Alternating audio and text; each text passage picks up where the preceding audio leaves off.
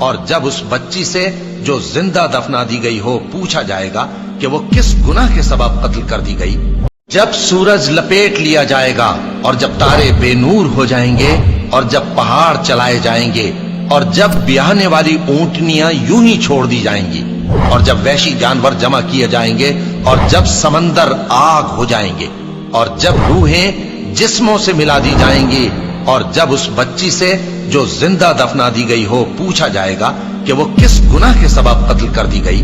اور جب اعمال کے دفتر کھولے جائیں گے اور جب آسمان کی کھال کھینچ لی جائے گی اور جب دوزخ کی آگ بھڑکائی جائے گی اور جب بہشت قریب لائی جائے گی، تب ہر شخص معلوم کر لے گا کہ وہ کیا لے کر آیا ہے۔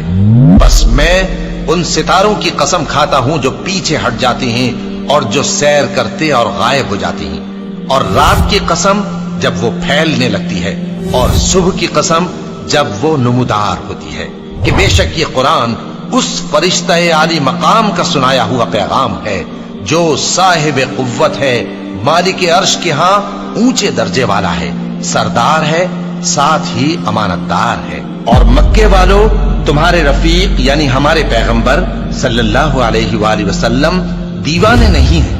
اور بے شک انہوں نے اس فرشتے کو آسمان کے کھلے کنارے پر دیکھا ہے، اور وہ غیب کی باتوں کے ظاہر کرنے میں بخیل نہیں، اور یہ کسی شیطان مردود کا کلام نہیں ہے۔ پھر تم لوگ کدھر جا رہے ہو؟ یہ قرآن تو تمام جہانوں کے لیے نصیحت ہے، یعنی اس کے لیے جو تم میں سے سیدھی راہ چلنا چاہے، اور تم لوگ کچھ بھی نہیں چاہ سکتے مگر وہی جو اللہ رب العالمین چاہے۔